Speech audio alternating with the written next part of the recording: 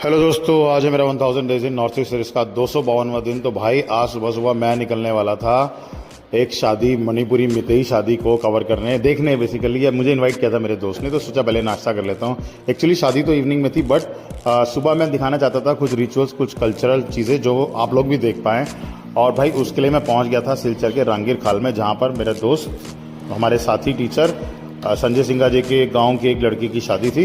वो लड़की भी एक तरह से हमारे केवी मासिमपुर की एक स्टूडेंट ही रही है, तो कहीं ना कहीं हमारी भी एक स्टूडेंट ही वो बच्ची हो जाती है। आज उसकी शादी थी।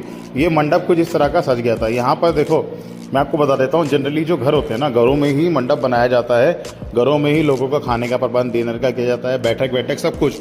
मतलब बहुत कम जरूरत पड़ती है कि बाहर जाके बैंक्वेट हायर करना पड़े या कोई जगह पे टेंट लगाना पड़े। सारा काम घर में ही हो जाता है। तो ये जो बीच में है लड़की है दुल्हन, दुल्हन आगे थे। ये रिवाज होता है मणिपुरी शादी में कि जो जयमाला होती है ना, वो खरीदी नहीं जाती, वो दुल्हन खुद अपने हाथों से बनाती है, मोगरे के फूलों से एक एक फूल को चुन के, और बहुत सावधानी से उसको बनाती है। ये वो दो मालाएं तैयार करती है, एक अपने लिए और एक अपने होने वाले पति के लिए। तो उसके बाद दोस्तों दोपहर को थोड़ा सा ये सब करने के बाद कुछ काम मेरे पास थे, तो मैं उसके लिए निकल गया था घर। मैंने रास्ता लिया डॉन बॉस्को स्कूल की तरफ से। डॉन बॉस्को के चारों तरफ जो है ना, फिलहाल खेत ही खेत है, और फसल जो है ना कट चुकी है।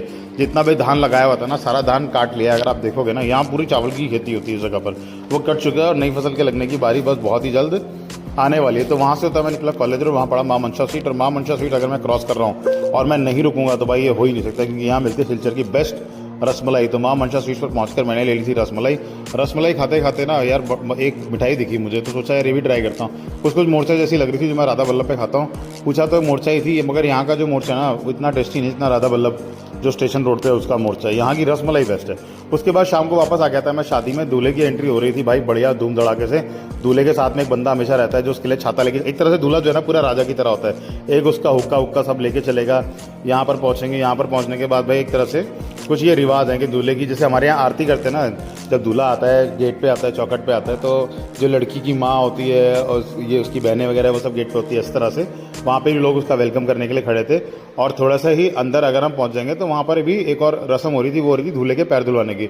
जो लड़की की साइड का एक छोटा बच्चा होता है ना, शायद उसका छोटा भाई लगता है, वो पैर धोता है दूल्हे के। तो वो दूल्हे के पैर यहाँ पर धो रहा था। अगर आप देखोगे ना, छोटा सा बच्चा ये पैर धो रहा है, देखे, ये बहुत छोटा बच्चा है, क्लास 1 में है शायद ये बच्चा, अभी 5 साल का बच्चा ये। साथ ही इनके साथ साथ बैंड पार्टी चल रही थी भाई, मस्त धुन बजा रहे थे, मस्त म्यूजिक बजा रहे थे। डिफरेंट था, हम लोगों ने इस तरह का नहीं सुना, बट